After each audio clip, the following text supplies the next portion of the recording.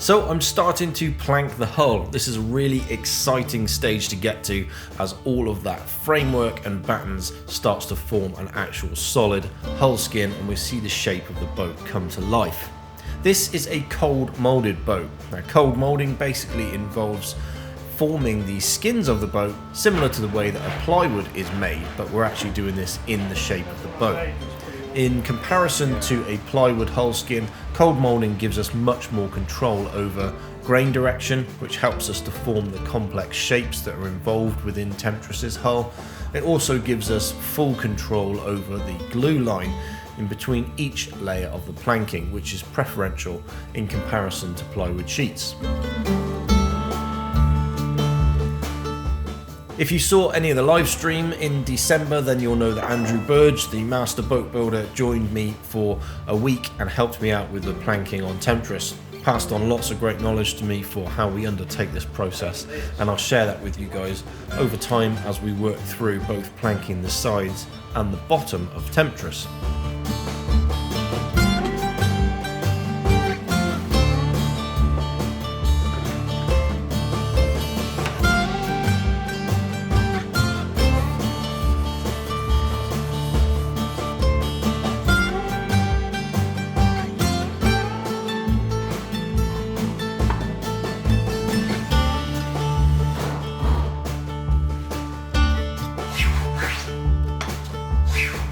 In this video we are primarily focusing on planking the first layer of the bottom.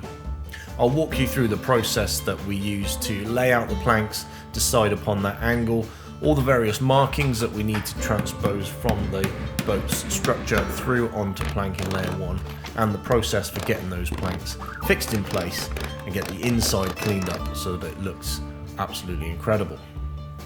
Coupled with that, we want to undertake good working practice as we install the bottom on this boat to ensure that it offers many lifetimes worth of maintenance-free operation. This is not the kind of boat that's going to want a bottom replaced after 10 years or pretty much any time in its life at all, unless something goes drastically wrong. In order to make sure that happens, we've got to undertake a really meticulous working practice. So we'll see that as we roll out the various processes of installing the bottom on this boat. I'm a boat builder from the Cotswolds in the UK, and I'm building a boat called Temptress, designed by Michel Berrier and kitted by myself to be built utilising the latest in CAD design, CNC cutting and modern epoxy wood construction.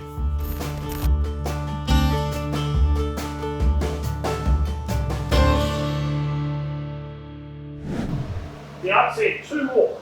I think it'd be right. Yeah. That'll be the right number. That'll get you one side.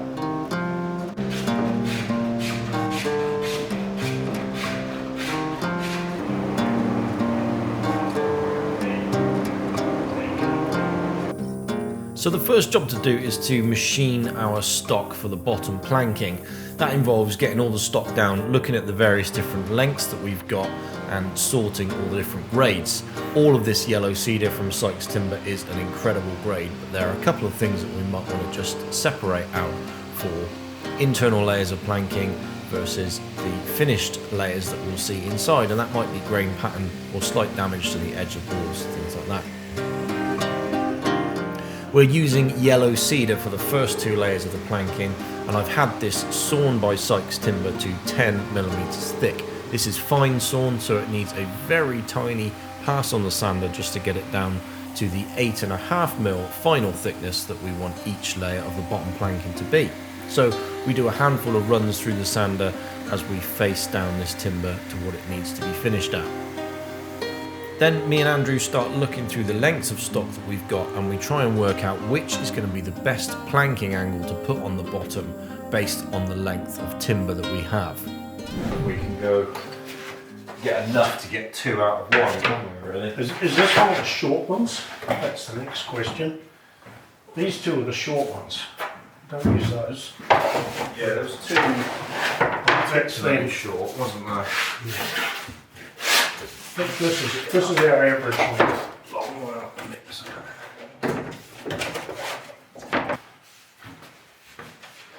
That's how it is. These 2 are the same. Yeah, these are the same as those. So these are the ones we want to use the most economically. So I think I would cut them at like 43 degrees through whatever that centre is. We'll probably do one board of that. Should we see how that's going to look? Yeah. What do you got, 24? 247.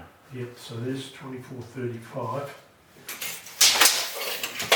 43. We'll just have a look at it and see what it does. Yeah.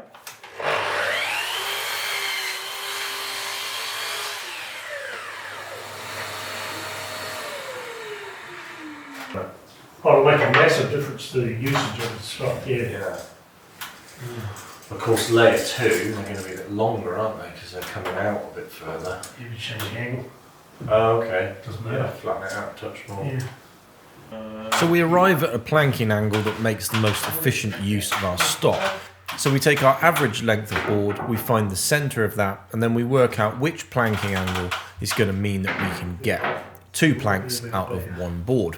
That planking angle can realistically vary to anything from 30 to 45 degrees, and that's the kind of scope that we're looking to fit within, but also find something that's efficient for material. Yeah, you're sort of driven by the stock, aren't you? Yeah. But if they work here where it's at its widest, they'll work everywhere. Yeah.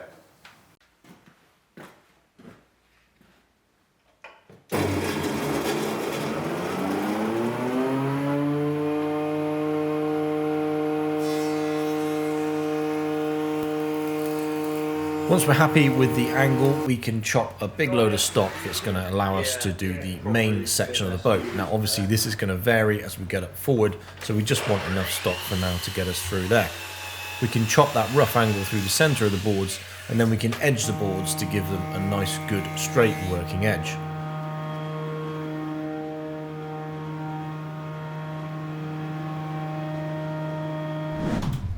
A crucial thing to do before you start setting bottom planks in place is to seal the limber holes. This is going to be all but impossible to do once the bottom planking's on, so we apply 3 coats of West System epoxy to all the edges of these limber holes before we put planks on. That's done throughout the day, allowing 1 coat to tack up slightly before moving on to the next. It's going to make sure that we'll get no water ingress into these at any stage down the line.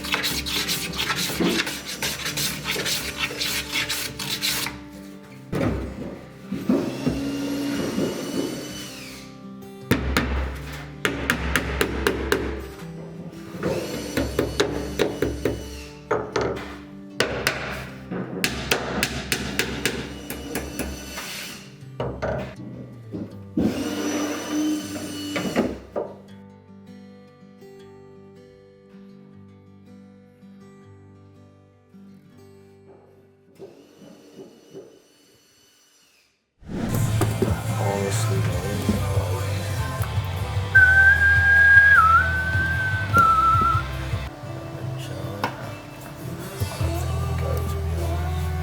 Right, can you see me? Sort of.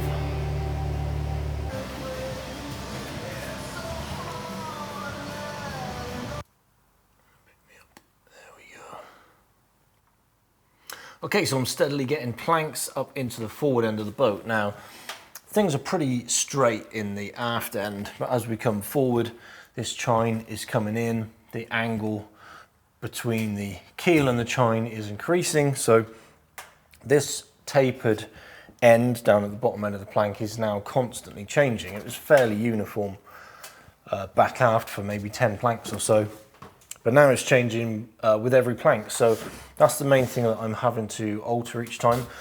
I'm still not really spiling very much because we've just got a slight convexity to the bottom of this boat. There's really not a lot of spiling to do on these planks. So this is the primary thing I'm looking at. So every time I offer a plank up, I'm just bringing it down to this chine line here, and I'm seeing how the line that I've rough cut on the saw compares to what I actually want. And if you can see that there, you can see that this is a little bit high here, so that line needs to come up by whatever that distance is there on the forward end, so up to about there.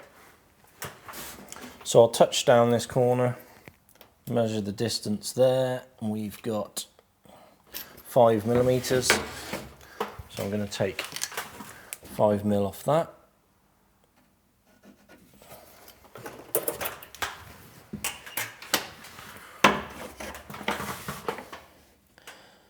Alter that angle. Then I'm just going to recut that edge, so we should be now in line with the chine.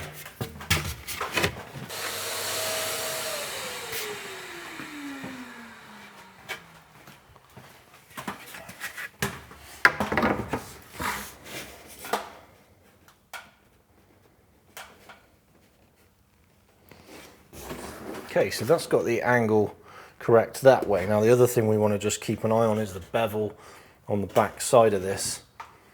The way that I check that is to just get a piece of stock, and then I'm going to run the plank down and I'm going to touch the top of the stock on the top corner of the plank. And then if I draw that line across there, so you can see what that's done is given me my bevel angle on the bottom of the plank. Now what I really want to do is transpose the bottom line of that round to this face. And then I'm just going to pick up that distance there, which is now about 20mm. That was 30 when we started, so you can see how the angle's changed. We'll pick up 20, we'll mark it at both ends.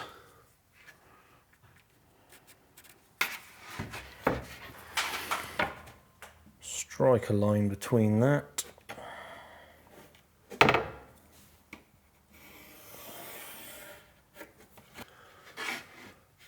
And that gives me my bevel. So I want to take this face here across to this line here. And at the same time, I want to take this end across to this bottom corner. And when the two of those surfaces meet, that's the bevel angle that I'll end up with.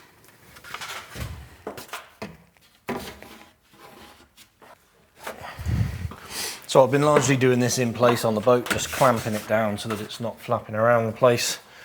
Grab myself a number 4 plane, which is wide enough to pick up my bevel, and we'll bring those two faces down to meet.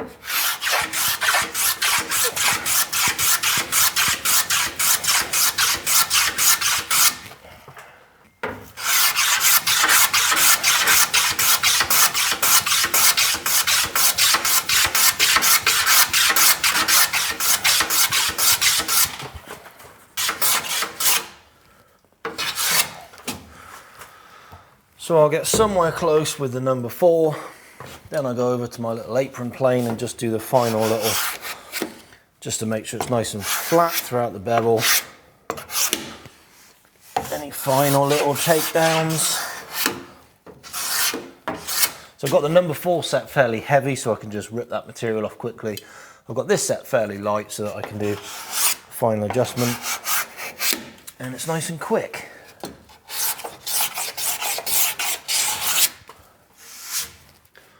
That's what the final bevel looks like. Get that into place and just double check that everything's worked.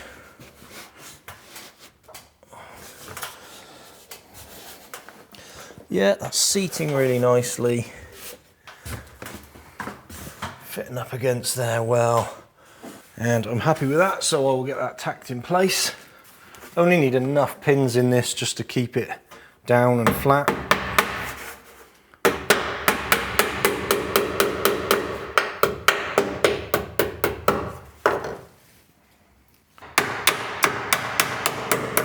Then when I'm happy that that's in place, I can transpose all the lines of the structure underneath through to this plank. So we'll pick up lines from the previous plank for bits that we can't see for the top edge of that frame, run that down to this plank.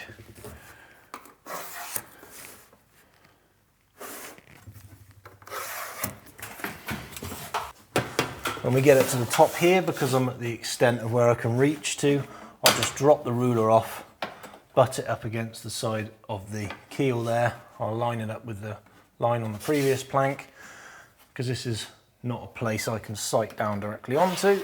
That gives me the edge of my keel nice and accurately. You can do the same with the stringer if you want to.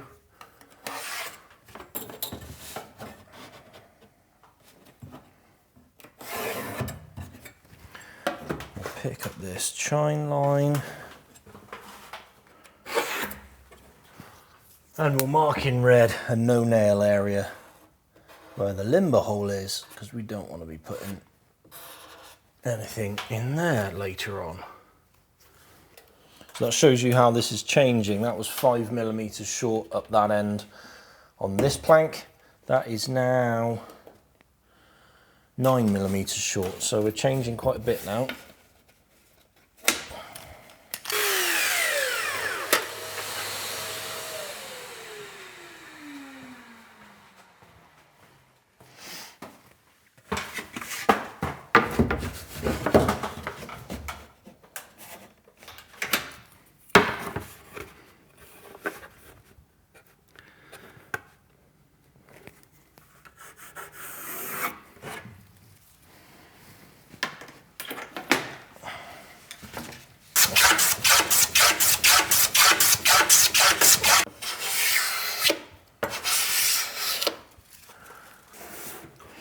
You know, a lot of people I speak to, they get into boat building either as a career or just as a life hobby thing, really, because of a kind of like a desire to completely reset,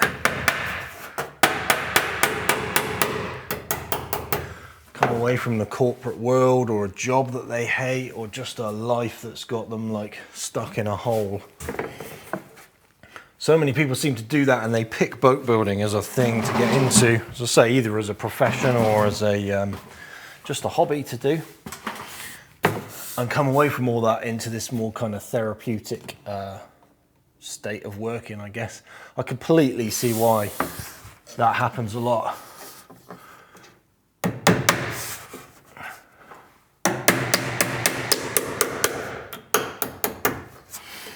Obviously there are some pretty horrible jobs within boat building, but when you're doing stuff like this and you're just working away like one plank at a time, you're getting a little rhythm, you get all your tools laid out where you want them,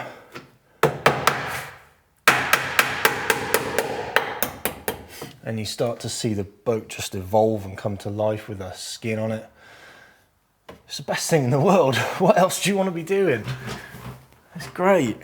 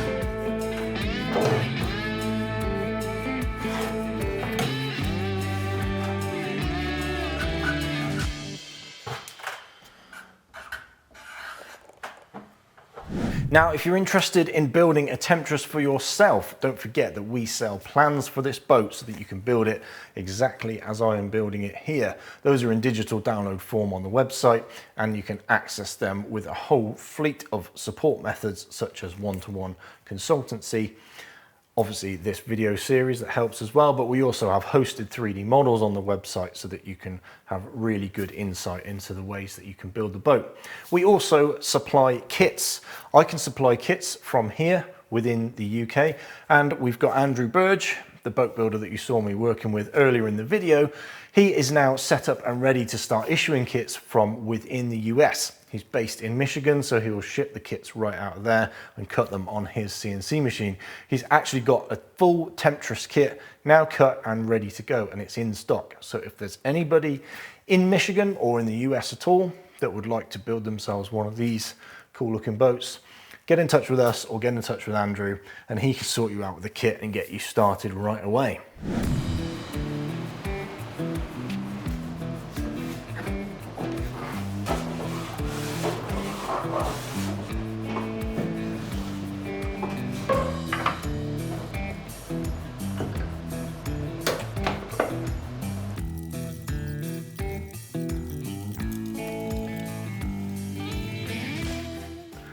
So we have the aft planking removed, ready for glue up. So you can see I'm just taking those off one at a time. Initially I started drawing the inside profiles. We need this information just so that we know where to apply glue to on the plank. Initially I started doing those with pencil, but then I figured I'm probably going to see the pencil lines just inside this on the inside of the boat, and I don't really want that, especially underneath epoxy. So now I've gone over to a marking knife just to score these. That's worked really clearly, and it's not going to leave me with a visible mark inside the boat, so that's nice. So I've got the aft section planking taken off. The whole idea of this start plank is that it's our master plank that positions everything. So what I've done is I've taken all the planks in that direction off, as you can see. This one stays put, and then it means that when I then position this plank and I get the first one glued up, it's going to go back exactly where it should be. I've got the bottom line marked here so that I've got this tail in the correct position. I've got the line on the edge of the frame there, so I know that if I want to glue up 3 planks, I just apply glue to 3 bays. And if you don't remember to do that as you lay the planks, remember to do it as you take them back off, which is what I've just done. I've also of course got all the lines that are on the outside of each plank, which are going to help me to really precisely line up with the existing position planks and get them back in exactly the same place. So that's the aft section peeled off and ready to go. It's going to be a bit of a trial to work out how many of these I can feasibly glue up in one go and then get climbed inside and clean all the glue up neatly before it starts to kick. So I'll probably start doing maybe just 2 planks at a time. See how that goes. I might increase that if I've got a little more time.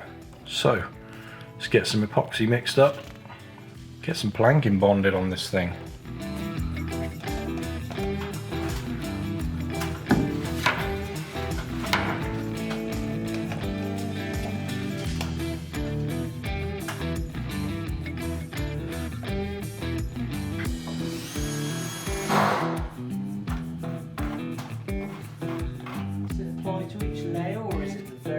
Plank only.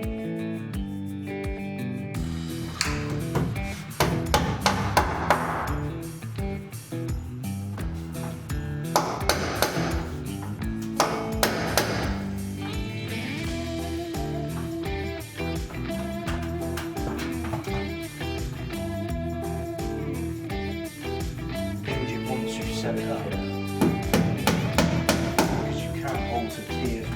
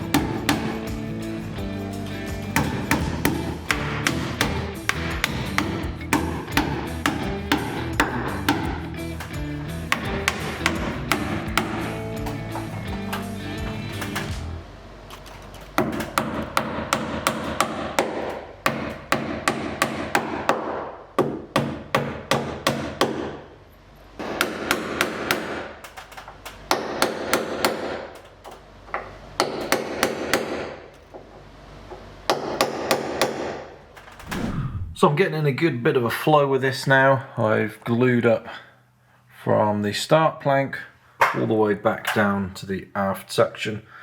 I thought this was a good opportunity, seeing as the pressure's off, that's all glued up now. I'm at a good stopping point, so I thought this was an opportunity to walk you through the toolkit that I'm using. I'll just show you everything I've got on the go for this job, and everything that you will probably need if you're doing a similar process. So I'll walk you through everything.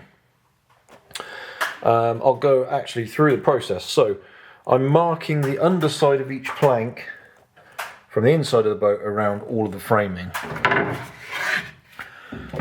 So you can see here we end up with score lines on it that tells me where I need to apply the glue to the plank when I go to put that on. I'm doing that with a marking knife rather than a pencil, so that we've got really subtle lines on the inside of the boat, in case they get seen later on, which they probably will do. We've obviously got our epoxy kit, so I'm mixing up with the wooden mixing stick, which is nice and firm. I'm also using that occasionally to apply to plank edges and just to dollop out epoxy on the edge. So I'm using the long West System mixing stick for that. I'm using their short chisel tipped stick for clean up on the inside. This is essential really for cleaning up in nice tight corners on the underside of all this stuff. I'm using the notch spreader with the fine tooth applicator for applying epoxy to the edges of everything in here. And then I've got a brush on the go, which is permanently sitting in a pot of acetone, just so that it doesn't start to exotherm, and then the epoxy kicks in that whilst I'm doing the process of actually putting the plank on and then cleaning up. It's quite common that a brush will actually go hard in that time, and then I'll just be throwing them away. So I'll just leave that sat in there so it stays soft.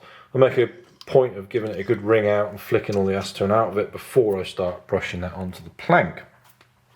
When it comes to application, I'm brushing unthickened epoxy on the back side of the plank within these lines. I'm brushing it on anything that's absorbent within the boat, so that's any edge grain plywood. The stringers have gone down to non-ply edges, but the ones back here had ply either side, so I was doing those as well. So that's the epoxy kit. Wonder wipes for cleanup on the inside. Again, probably one of my favourite things for cleaning up epoxy. Just essential. Cleaning tools, keeping on top of that, and wiping the glue up on the inside after I've been around with the mixing stick. What else have I got on the go here? I've got a hammer for knocking in the nails that I'm using to put this in place. I'm using little 1-inch silicone bronze grip fast nails.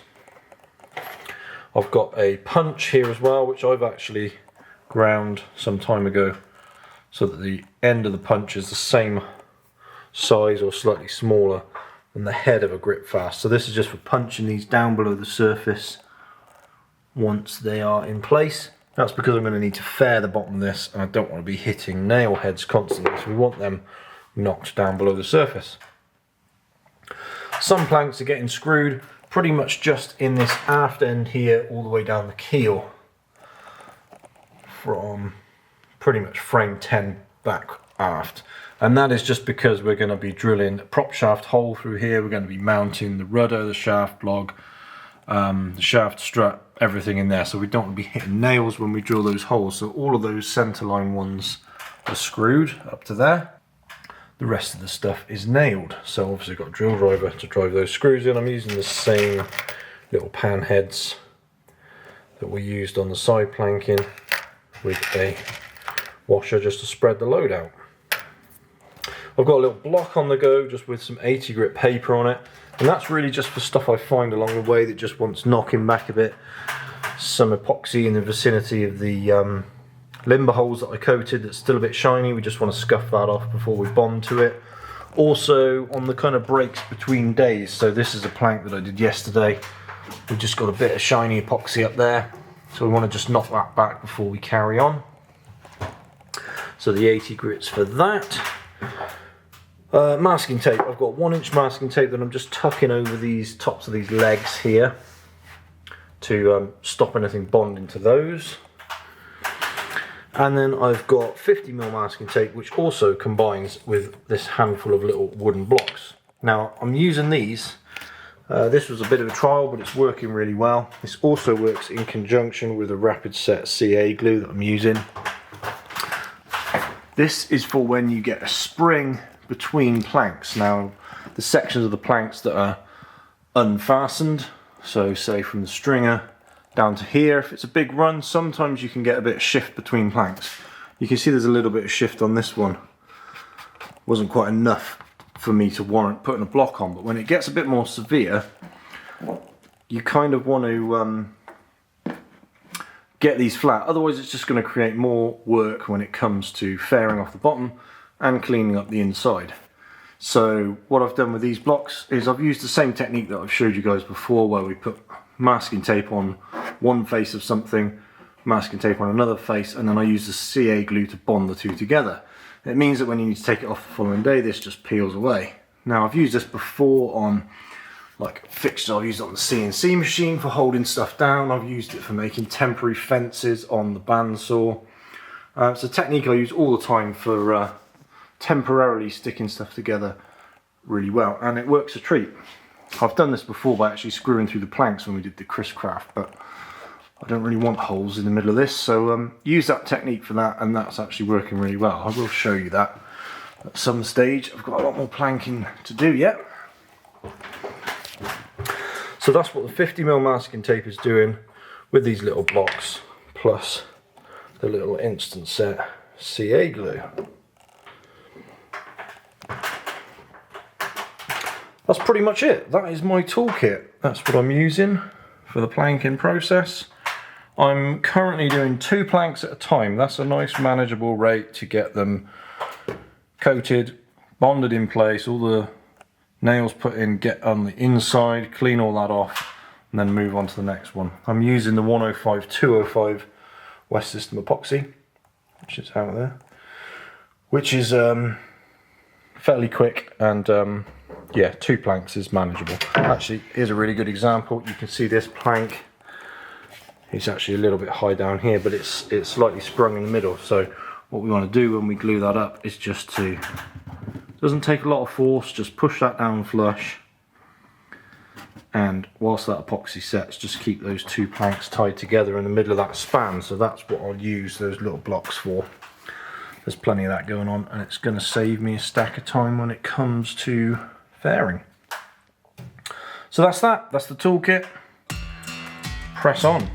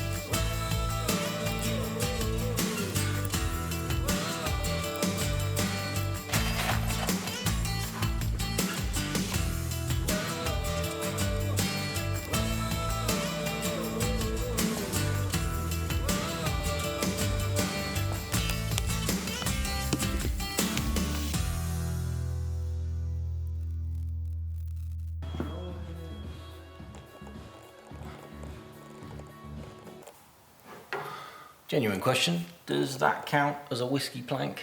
Do I deserve a whiskey now? Or have I got to wait till the actual final plank goes on?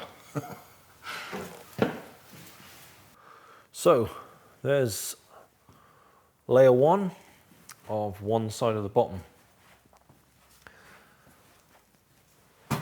It's one hell of a big surface. Now that it's actually got a skin to it, you get a real new sense of perspective for the scale of this thing. And that's just 1/2 at the moment. So what will happen here is that this will get planed back, and it will get planed back in line with the keel. So this will run straight through here. So this planking line will kind of run up like that. And then when I run the second planking layer, that will overlap this first one. And then the second layer here will overlap that one and then overlap. So they'll be kind of finger jointed almost, interlocked between layers as we go through. Let me climb inside the boat, because this is really where it looks amazing. You can just see that contrast now between the woods that we've used, and once that's all cleaned up, and of course got finish applied to it as well, that's just going to look awesome. There's a little glimpse into what her owner is going to see one day when they lift up the sole boards to put stuff down underneath. And even as we go right up forward, got all that nice and clean as well.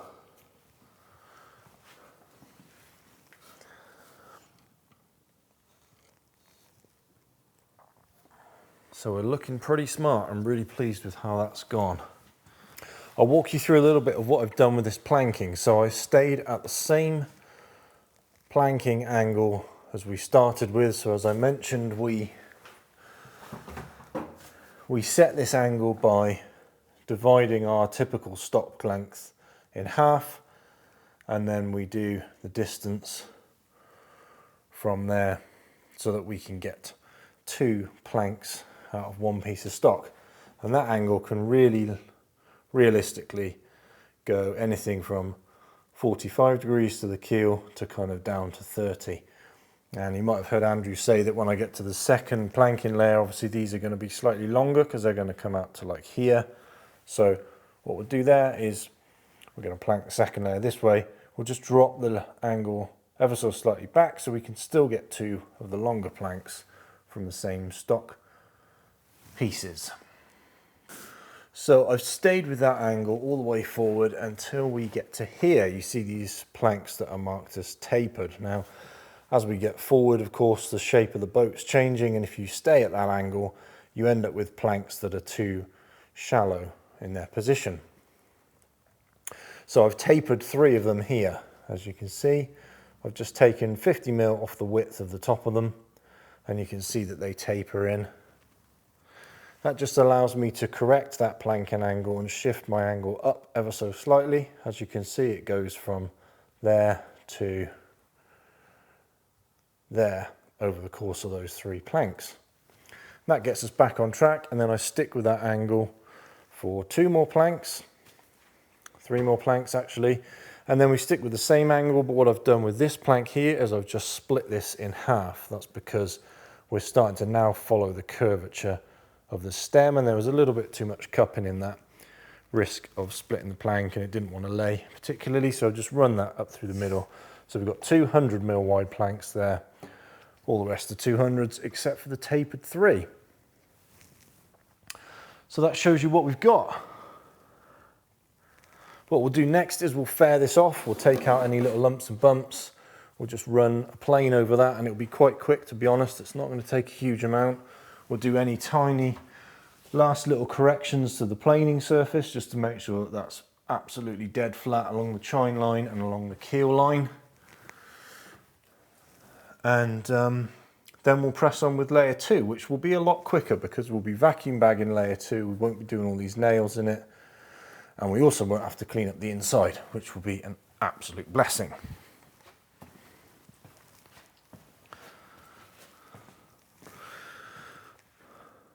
So there we go, that's half of the first bottom one. Now, one of the things I wanted to talk about is climate, actually.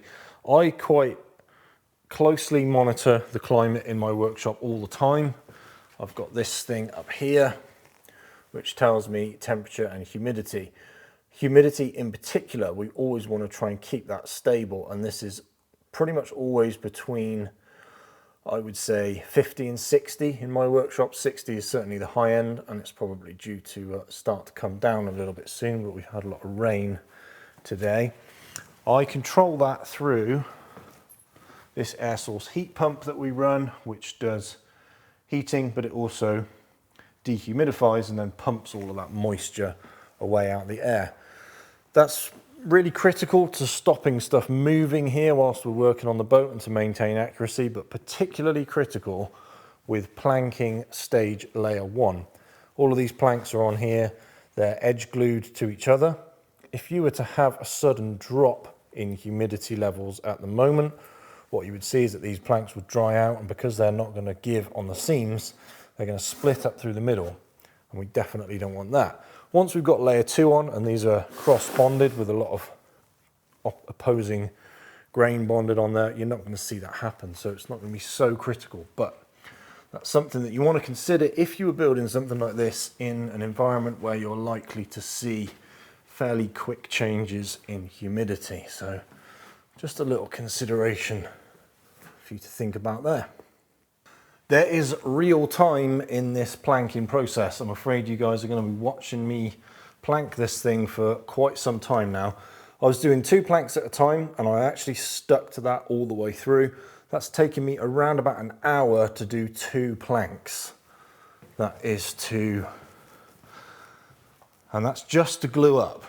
That's once they're cut and dry fitted, to pull them off, glue them on, nail them all in place, get on the inside, clean all that epoxy off, make sure everything's ready to go again for the next 2. So an hour per 2 planks. Sped up a little bit as I got into the flow of things, but that's pretty much the expectation here. As I say, the next layers will be quicker. Sides are going to take a long time because we've got to clean up around every single one of these topside battens on the inside.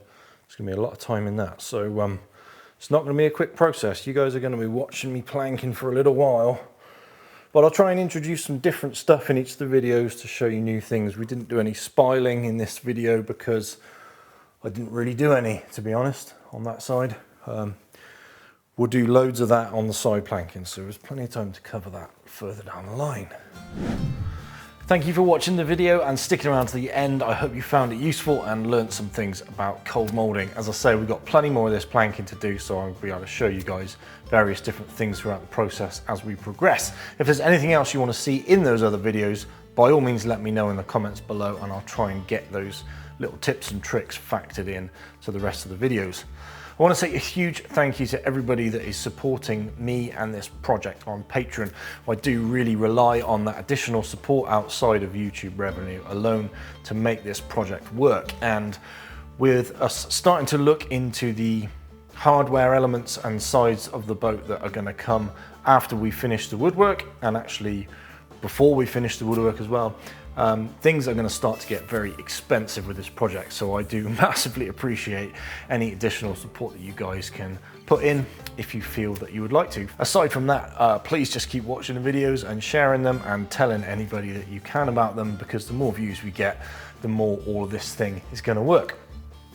If you would like to join me on Patreon, then head over there and take a look at some of the extra things you can get, such as behind the scenes videos. You can get early ad-free access to these videos, and I periodically give stuff away like off-cut parts from the boat. You get discounts from all the stuff on the website and various different perks and things like that in return for a little bit of support. So thank you very much for your support on there.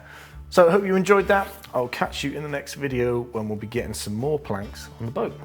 Cheers guys.